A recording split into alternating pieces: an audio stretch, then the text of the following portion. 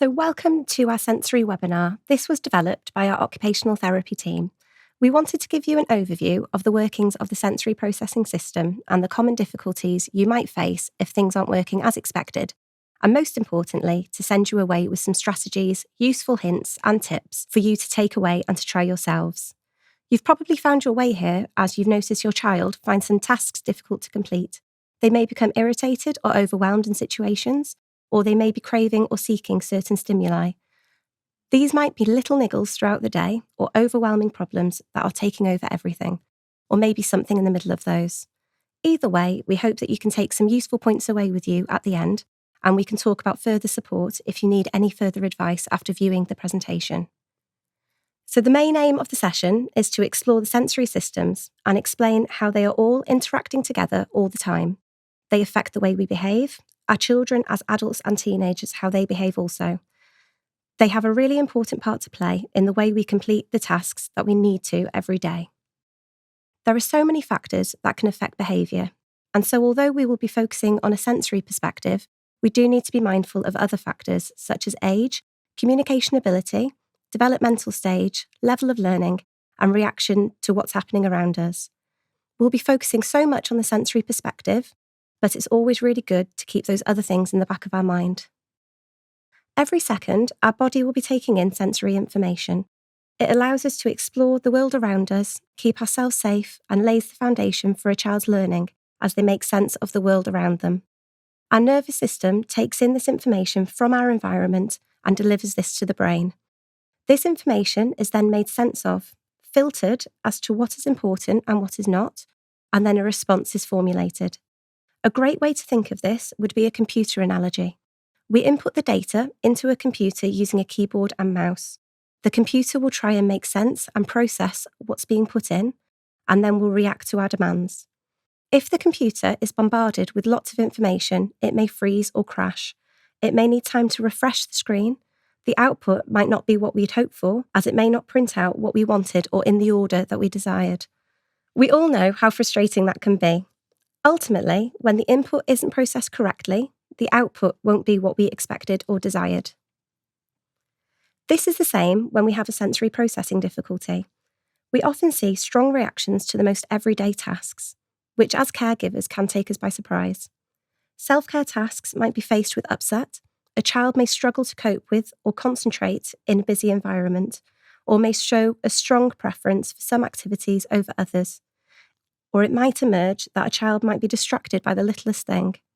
Each on their own might be completely normal for a child's profile. For instance, lots of children don't like brushing their teeth and may grow out of this as they become more familiar and independent with the task. However, for some, this task is completely unbearable and may be clustered with other areas of difficulty, pointing to what could be sensory processing. Sensory processing difficulties can be associated with other conditions such as autism spectrum disorder or attention deficit hyperactivity disorder, but it isn't always, it can just be standalone. There are certain factors that can increase the prevalence, such as a child being born prematurely, if a child has needed invasive or frequent medical intervention or long hospital stays. There could be environmental factors such as limited exposure to different stimuli, or trauma where the body is frequently or continued to be exposed to stressful environments. This list is not exhaustive. So what senses do we have? We have 8 in total. However, only 5 are more commonly spoken about, and we'll familiarise ourselves with them now. We see through our eyes. This is our visual system. We smell through our nose, which is our olfactory system. We listen through our ears. This is our auditory system. We taste with our tongue, our gustatory system. We recognise touch from our skin, which is our tactile system. All affect how we interact and explore our environment. Next, we have 3 less well-known senses. As occupational therapists, these are the ones we tend to focus on that little bit more. So firstly, our movement, or what we call our vestibular system, is located in our inner ear. It feeds back our interaction with gravity. We are able to determine the orientation of our body and our environment when we're moving along these different planes. It's really important for maintaining balance and posture and adjusting our body position, critical for moving safely. Next is our body position, or proprioception. It's located really deep in our muscles and joints. Every time we move a limb, every time we move position, we get messages to our brain that tells us where our body parts are in space and in relation to our environment, thus developing our body awareness. Lastly, we have a lesser known sense which helps us understand and feel what's going on inside our body. This is interoception.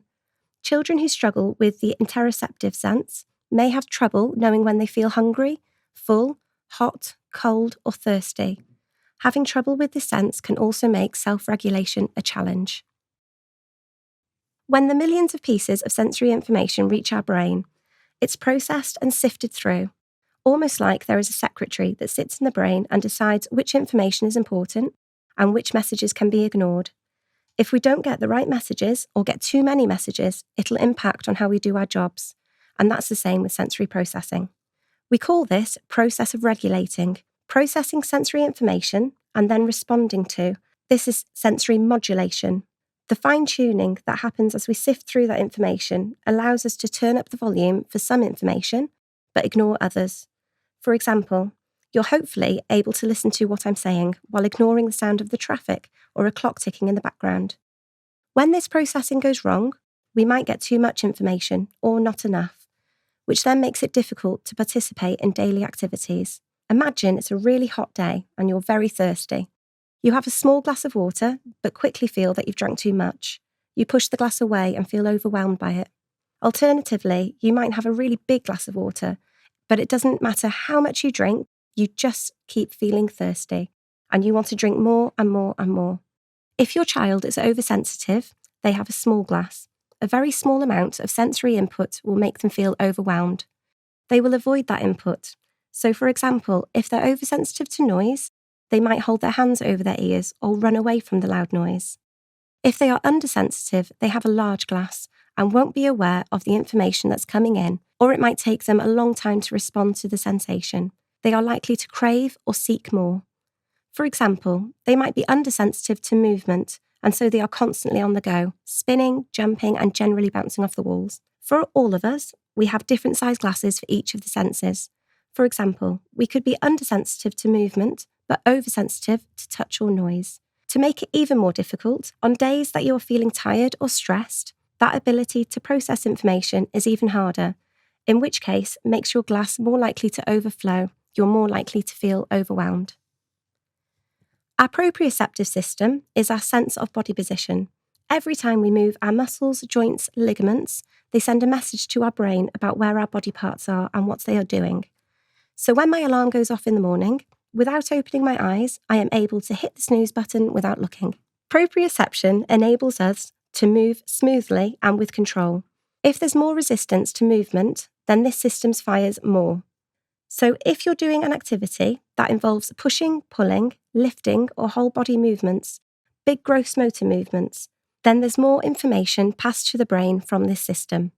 Proprioception can be calming or alerting. It helps to organise what's going on within the sensory system, so it helps us feel grounded and more in control, less overwhelmed.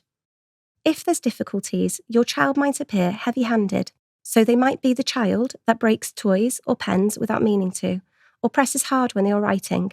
They may have poor body awareness, so fall over nothing, or bump into things and are constantly covered in bruises from bumping into objects. You might have poor spatial awareness in relation to others, so you might crash into other children in the playground. If they are seeking more, they'll be very fidgety and very active and on the go. The vestibular system gets information from the inner ear. Within the inner ear are semicircular canals. They are like fluid-filled hoops that are held at different angles. As we move our head, the fluid within these hoops move, sending sensory messages to the brain about movement, change of direction, and the change of head position. For most people, fast movement and lots of change of direction increases alertness, whereas slow movement in one direction, such as rocking or slow swinging, are more calming to the nervous system.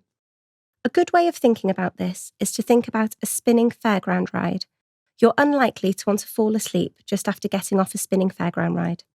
You're more likely to feel pumped up and ready to dance.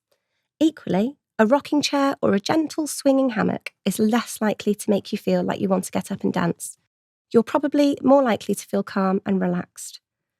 On the slide, you can see a child hanging upside down off a climbing frame. We often see that children hold this position. They hang upside down off the edge of a settee, or hang upside down when they're playing. Hanging upside down and having their head in the upside down position can be incredibly regulating and organising for the sensory system. So if your child is the child that hangs upside down off the settee or climbing frame, know that they're giving themselves some lovely sensory input when they're doing so. If your child has vestibular difficulties, you might see some of the following examples. If they're oversensitive, so remember, if they've got a quite small glass, they don't need much movement sensation before they feel overwhelmed. They might avoid movement and avoid changing their head position. They may get upset and cry with movement. They might avoid play and exploring, or might feel nauseous and complain of headaches after movement. If they're undersensitive, so they've got a big glass, they need lots of movement, but struggle to register the movement. You might find a child is more of a risk-taking child, so they've got very high activity level. They are on the go all the time. There's lots of spinning, jumping, and hanging upside down as they try and fill up that glass and get as much information as they can from their vestibular system. The tactile system uses receptors from the skin and mouth to get sensory information. It works along two different pathways in our nervous system.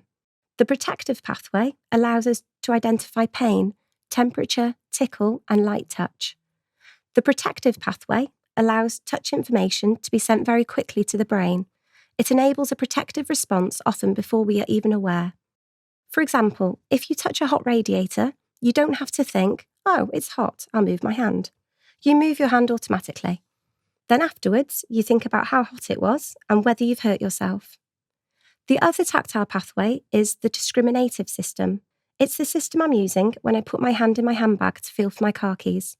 I can feel the difference in the texture and the size and temperature of objects, so I can tell the difference between my keys and my purse. It's also the system that allows me to feel vibration or touch pressure. The discriminative system inhibits, so it controls or dampens down the protective system. For example, if you've got an itchy mosquito bite, you dull down that horrible tickly sensation by scratching. We are naturally drawn to use our discriminative system to help calm it down. When your child has hurt themselves and you tell them to rub it better, we are encouraging them to reduce the pain, their protective system, by using firm touch pressure, their discriminative system. For most people, light, tickly touch or unexpected touch is alerting for the nervous system, and deep pressure touch is more calming. For example, light, tickly touch, such as the feeling of an insect landing on your skin, automatically alerts you, but the firm pressure from a massage makes you feel calmer. If a child is undersensitive to touch, so they have a large glass, it doesn't matter how much information is going in, they struggle to register it. They may seek more tactile input, and so behaviours you might see are lots of fidgeting or touching other people or objects in the environment, lots of mouthing or chewing actions, or you might see biting, pinching or rubbing. They may have a reduced response to pain or temperature, and so do not realise that they've been hurt or complain when they've fallen over. If the child is oversensitive to touch, they've got a small glass that overflows quickly. You might see difficulties with how they process information, so any unexpected or light touch can be perceived as pain. This can cause a child's nervous system to react as though they are under threat and cause automatic responses such as running away, hiding, freezing, or hitting out at others. A child that someone has brushed against when walking past may respond by hitting. Children who are oversensitive to touch avoid messy play. They are likely to have difficulties with getting dressed and struggle with the sensation of clothing, so you might find that they only accept wearing certain textures and complain about seams on their socks or labels on the back of their clothes. Busy environments are likely to make your child feel very anxious or stressed. Self-care activities involve lots of touch, so your child is likely to have difficulty with any hair or teeth care and difficulties with bathing or showering. You can be over or undersensitive in other areas of the sensory system. For example, your child might not notice the detail of the world or struggle to know what to attend to. They may be overwhelmed when there's too much visual information. For example, supermarket shopping can be an issue, or they might struggle when the Christmas decorations go up. You might notice that your child is distracted by every detail of little things in their environment or misses everything that's going on. If there is difficulty processing auditory information, noises from the environment, these children are often more anxious. Unexpected sounds can overstimulate and overwhelm the nervous system. Sounds in our environment can't be controlled. We can't say, I'm walking to school today, please don't mow your lawn, and I don't want any noisy motorbikes driving past. This can make the child feel anxious as their sensory system is waiting for that unexpected sound. Often, children who have difficulties with auditory processing are often the noisiest children in the house. And that's because if you make lots of noise yourself, you can drown out all the noises in the environment. Quite often, children who have difficulties with auditory processing have repeated hearing tests. As they miss sounds from the environment, people often think they've got hearing difficulties, when the difficulty is how they process sounds. They may have difficulty following classroom instructions as they struggle to identify the teacher's voice from other noises or voices in the classroom. Smells have a very strong link to memory, and so smells can evoke experiences that you've had previously. So, for example, certain baking smells remind me of baking with my mum as a child, or the smell of cut grass can remind me of a happy childhood days playing outside. The link to memories can either be good or bad memories. So if your child has a strong reaction to a smell, it might be they smelt the smell when they are undergoing a particularly unpleasant experience, so it might be a memory, not sensory driven. Tastes and smells are protective. They are there to keep us safe. So, for example, if there was a glass of clear fluid, I would use my smell to identify what was in the glass and would not be tempted to try it if I didn't like the smell. Sensitivities around taste and smell can link to our food choices and the comfort that we find from food. Your child might prefer crunchy foods and dislike food that are more unpredictable, like yogurts with fruit or mashed potato, because both might have unexpected lumps and so lack texture consistency. However, food choices might be because they struggle to cope with stronger smelling food and prefer bland tastes, or they may smell everything in their environment and seek out strong or sour tastes. Your child may overfill or stuff their mouth while eating, which might be an attempt to gain more sensory input to their tactile and proprioceptive systems, but can lead to increased risk of choking. Equally, if your child doesn't process temperature effectively, they might take a large gulp of hot tea or turn the hot tap on and scald themselves when having a bath. So differences in sensitivities may mean that you need to be more aware of safety. So, what can you do to help if your child has sensory processing difficulties? The first thing is to increase your knowledge, which is why you're here listening to this workshop. The next step is to increase your self-awareness of how you and your child processes sensory information. It's important that you understand how your own sensory system operates. Are you oversensitive to sound? Remember, if you're oversensitive, you have a small glass, which quickly overfills with only a small amount of sensory input. What do you do to feel regulated? Do you find a quiet space to have a hot drink, or do you go for a run? Perhaps you turn the music up loud and dance. If you want to support your child to feel regulated, you need to be calm and regulated yourself to do so. Parenting is tough, but it's so much harder if you have a child with sensory processing difficulties. So the first step you need to take is to understand and know how to regulate your own sensory system. Recognise what sensory tools you have to feel calm and regulated, and allow yourself time to use them.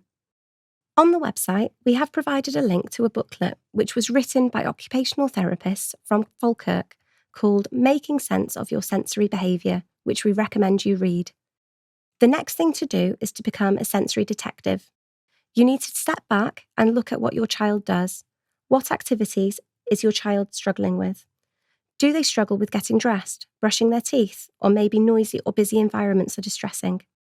What sensory systems are involved before and during the activity? What does your child do when they are calming themselves? Do they chew on their water bottle, rock backwards and forwards on their feet, or just want a big hug from you? What do they do when they feel calm and happy? Do they lay on the floor? Do they jump up and down or hang upside down on the edge of the settee? Standing back and thinking about what sensory systems are involved during these activities will begin to give us clues to understand what is happening. A child's brain is developing until they are 25 years old, so as well as developing language and motor skills, their emotions and sensory processing skills are also developing. Because they are children, and especially if they have poor interoception, which is the ability to process feelings from inside our body, they may not recognise changes from within their body, such as feeling anxious or angry. We need to recognise changes within our own body before we use tools to help us feel more regulated. Starting to name an emotion and linking it back to what you think might have caused it will help raise a child's awareness. You can do this for yourself as well as your child. For example, you may say, "I have a funny feeling in my tummy because I'm nervous about my job interview today." Or you might say, "Your fists are clenched and you are shouting. I think you're angry because your sister took the toy you wanted to play with." We can then begin to make changes to activities to help your child to self-regulate. We might encourage activities which provide proprioception. For example, activities that have a resistance to movement, such as push, pull, carry or climb, or use full body movements, such as playing outside or riding a bike. We could make changes to the environment, such as reducing background noise by turning the television off, or reducing the brightness of the lights by turning lights off, or using a lower wattage bulb with warm shades. Finally, we could modify the activity, such as using unflavoured toothpaste, bathing instead of using the shower, or buy a sweatshirt instead of a knitted jumper. In our second workshop, we will go into more detail about how you can do these things practically during activities. This section of the video focuses on the practical things that you can do at home to help your child organise their sensory system. We've talked about the theory of sensory processing, how our different senses interact with each other, and the different behaviours you might see if the senses aren't doing or working quite as they should. So when thinking of the different senses, consider the home environment. Consider the visual stimuli you have at home. If you are trying to calm things down, then simple things such as drawing the curtains, dimming the lights, lowering lamps onto the floor, reducing or hiding clutter will all help. Think about the amount of noise going on in the house. Is there a way of reducing it? Sometimes our own voices can be too loud or excitable at times, so try to be aware of this. Think about the volume, tone, and speed of how you speak. Try keeping sentences short and simple. Crouch down to your child's level to gain their attention rather than shouting from the kitchen, for example. Particularly, consider your child's bedroom. This room ideally needs to be their quiet, safe space for when they need a sensory break and for winding down for bedtime. It can be extra challenging if your child shares a room with a sibling, but try to offer a small, quiet space somewhere in the house, such as a little pop-up tent with some blankets thrown over, a large cardboard box, or even a space under your child's bed if it's big enough. Think about your child's bedding. Does your child like to be wrapped up nice and snug? Do they like the feeling of a little weight or pressure? Maybe they like to have nothing on them at all. Try a range of options to find out what your child prefers. Some possible ideas might be blankets with the edges tucked under the mattress, lycra bed sheets, soft toys, or cushions piled over your child's legs, and sleeping bags, rectangular shaped or mummy style. Your child might prefer things to be quiet, or maybe gentle background noise like white noise. You could also try some calming soundtracks from your music provider. Dimmable lights are generally good for bedrooms, but again, some children may prefer no light at all, or just a very soft night light. Find out what your child's preferences are. Be careful of lights which project up onto the ceiling and move around. These can be calming for some, but for others it can be too stimulating. We know that deep touch or heavy pressure helps to calm and organise the sensory system, so encourage floor play, where your child might lie on their tummies, sides or backs. This gives them much more contact from the floor through their bodies, which might be more organising for them than sitting on a chair. Activities which offer a feeling of deep touch might be giving your child a bear hug, or if they're not keen on this, encouraging to give themselves one. Maybe your child quite likes to wrap themselves up in a blanket. Some children love the feeling of weighted items. Weighted blankets work for some children, but please do be aware that there are safety guidelines for using these, and be particularly cautious if your child is not physically very mobile. Your child should be able to easily and independently remove the weighted blanket, and it should never go over their heads. During the day, encourage your child to actively engage in deep pressure type activities such as carrying, pulling, dragging, lifting, climbing, and crawling. For example, get your child to help you unload the washing machine, help you carry the washing basket or the shopping. Maybe get them to help in the garden, push a wheelbarrow or a broom around, fill a bucket with soil and then tip it to make a mud castle. Movement is another important stimulus that can really impact our nervous systems. Movement, which is predictable and linear, generally calms, whereas fast, spinning, or sudden changes of direction will excite the nervous system. Indoor children's swings, garden swings, and hammocks can provide a calming and organising movement sensation at home. You could also try encouraging your child to lie on their tummies over a large yoga ball. Encourage them to slowly push off from their feet, forward onto their hands and back again, while you control the speed by gently pressing down with your hands through their upper body. Some children love the feeling of gently being squashed by a yoga ball. You could try encouraging your child to lie on their tummies on the floor, then slowly roll the yoga ball down their bodies, starting from their shoulders and down to their feet. Be sure to ask your child how firmly they want you to press down on the ball as you roll it along. Then once you get to your child's feet, lift the ball and place it firmly back on your child's shoulders and go again. When thinking about ideas for calming and organising, we must think of all our senses, so smells and flavours also come into this. For example, warm, sweet and chewy foods tend to be calming compared to crunchy, spicy or icy cold foods. Smells such as mint, eucalyptus, coffee and citrus tend to alert the nervous system, whereas smells like rose, lavender, chocolate and vanilla tend to calm. Find out what your child likes and doesn't like. For example, if your child can't cope with the smell of mint, then a different flavour or even a flavourless toothpaste might be helpful. Non-foaming toothpastes are available too, which some children cope much better with. So far, we have focused mainly on the child who needs calming input.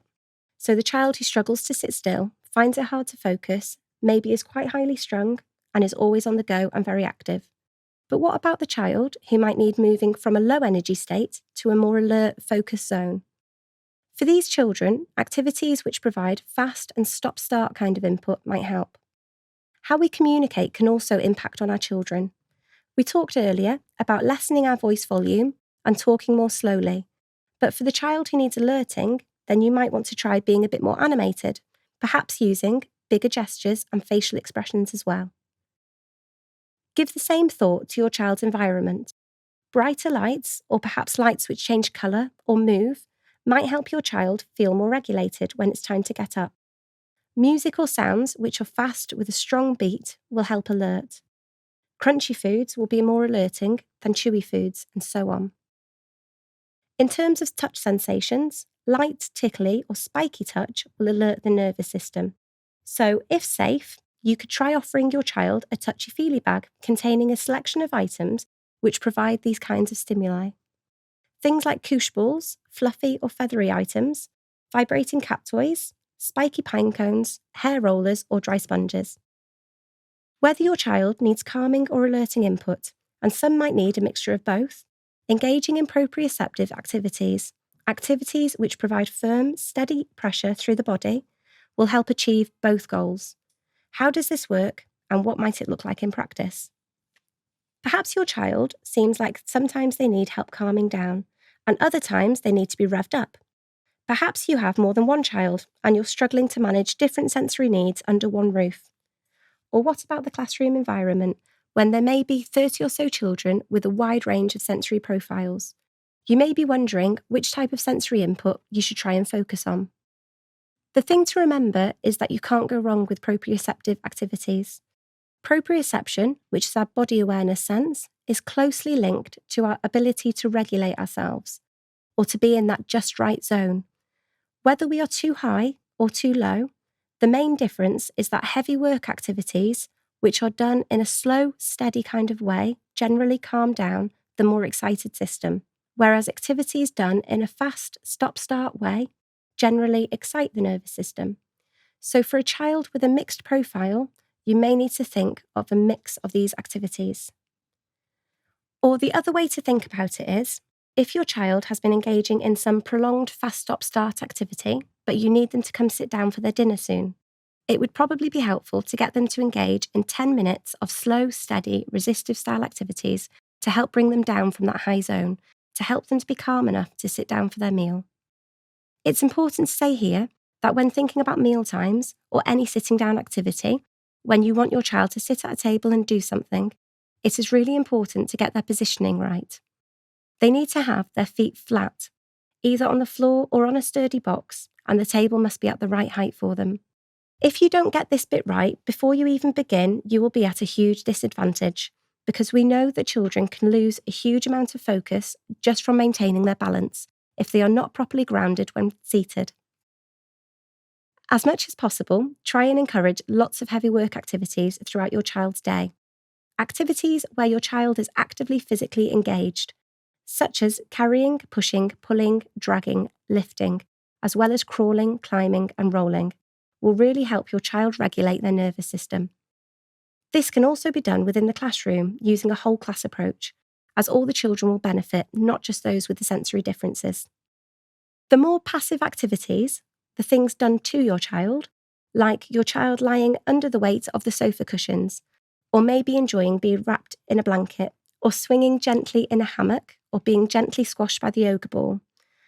These can be really helpful to incorporate as part of your wind-down routine before bed, or maybe to help your child calm down after being at school or nursery, or perhaps if they have had a meltdown and need to come back to a regulated state. For children, chewing and mouthing on non-food items can be a way of them trying to gain that proprioceptive input. Putting pressure through your teeth and gums can feel really nice to many. It's why some adults enjoy chewing gum. Perhaps your child constantly chews on their school water bottle, or on their sleeves or collar, or maybe pick up items like the remote control or hard plastic toys and enjoy chewing down on these. Offering your child alternative, safe options to chew on is always a good idea. Sensory chewing toys are widely available to buy. However, constant, repetitive, or frantic kind of chewing tends to be a sign that a sensory need is not being met. So make sure that you give your child lots and lots of heavy pressure activities throughout their day to give them the proprioceptive fix their sensory system is likely craving. It's important to say here that if your child is a young toddler or is developmentally at that stage, then mouthing on non-food items is a normal developmental stage and not a sensory dysfunction. Where this behaviour continues to happen when the child is developmentally well past this stage, though, then it can be a sensory need which your child may need help with. We are coming toward the end of this video, and we want to leave you with as many ideas as possible for you to have fun experimenting with. There are lots of ideas and activities shown here which we know have worked for many families, but it is a case of trying things and finding out what works for your child based on their developmental level and what they find motivating. We've certainly found that music can be really helpful for some children. You can opt for calming types of music or sounds for the child who is overly active, or opt for music with a faster, stronger beat to help motivate a child who is perhaps a little bit more low energy. Try encouraging your child to wear a backpack on both shoulders. Get them to help you pack the bag with a few favourite toys, perhaps a drinks bottle too, to help give it some weight. This is an easy way to give your child some proprioceptive input while you walk to school or the park, for example. Family activities like going for a walk together can be made even more proprioceptive by encouraging your child to climb up onto and off things, collecting sticks to make a den, or carrying their backpack to fill with treasures such as pine cones and interesting stones. Other ideas might be digging in the garden, pushing a wheelbarrow, raking up leaves, sweeping with a broom, carrying the basket of wet washing, or helping to bring the shopping in. Family bike rides and going swimming are all very proprioceptive activities, and after-school activities such as martial arts, kickboxing, gymnastics, dance, and horse riding are all great activities to help give that proprioceptive fix. Most children find slow movement calming. Try to incorporate this into your child's day if you can. Most parks, although they do give you movement sensation, tend to give it in a way which is very exciting rather than calming. So although swinging slowly to and fro on the park swings might work for some, for many children, just the fact that the park swing means their feet are off the floor and the only part of their body which is grounded or making contact with something solid is the narrow seat of the swing doesn't work for them.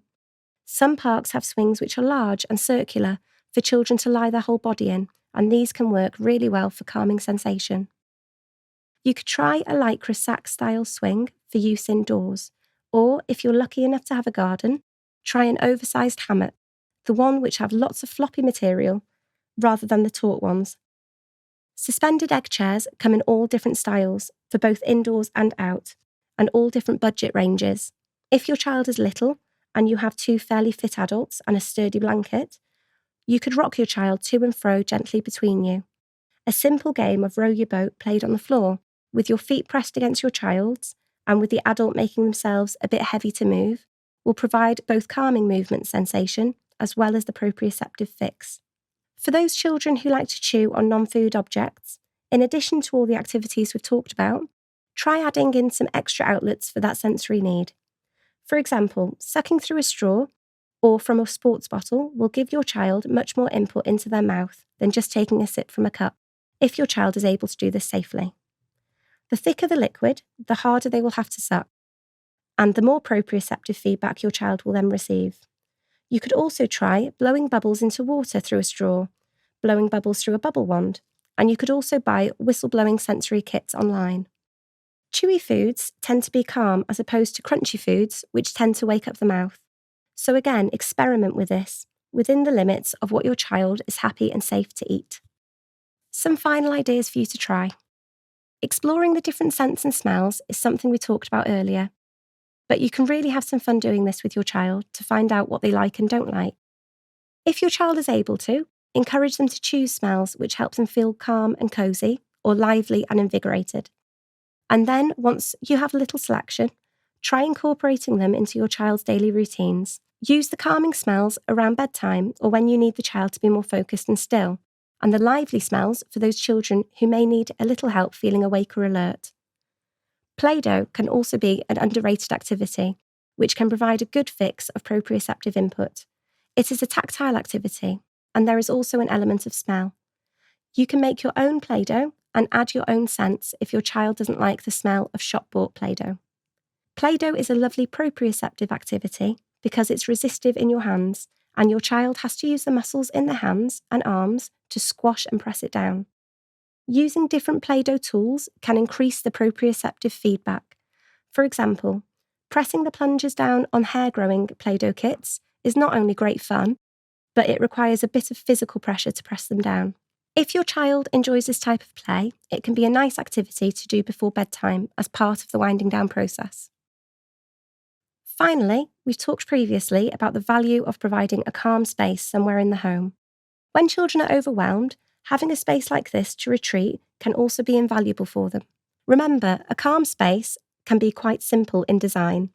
The key is to provide an enclosed and safe environment, perhaps with a favourite soft blanket or cushion and calm lighting. This is a safe place your child can go to when they need to recharge their sensory batteries or need some time to feel calm again. As therapists, we also recommend to schools that where possible, they have a calm space available within the classroom environment for children to access when they need a sensory break. This isn't an opt-out from doing work. The work still needs to be completed on the child's return, and some children might require a visual timer to help them structure the amount of time they want to spend there. Ideally, we would want the child to access this setup before they become overwhelmed. So for younger children, it does require an adult to try and keep tabs on the child throughout their day and pick up on any signs that this child's sensory cup is getting close to spilling over. And, of course, this is not always easy, and some children don't give much away. For older children, we want to help them begin to recognise within themselves when they start to feel overwhelmed, so that they can start to become proactive in managing their own sensory needs. Of course, this isn't possible for all children, and will depend hugely on your child's age, developmental level, and communication skills. So we have reached the end of the video, and we hope that you have found some ideas to take away and try. Please do come back to this video now and again, as there is a lot of information here, and it can be useful to give you a reminder for things to try. Now you have watched the video, you have the option of contacting our service to book onto our live webinars. These are run virtually with up to 2 occupational therapists and a small group of parents. The webinar gives you the opportunity to talk to us in person and ask us anything you feel that you would like to know more about, or perhaps you have a specific sensory-based issue you would like further support around. Parents have shared with us that they've also found it quite reassuring to listen to other parents in similar situations to them, and it's nice not to feel quite so alone when things aren't going to plan. It's absolutely not obligatory to book onto this webinar.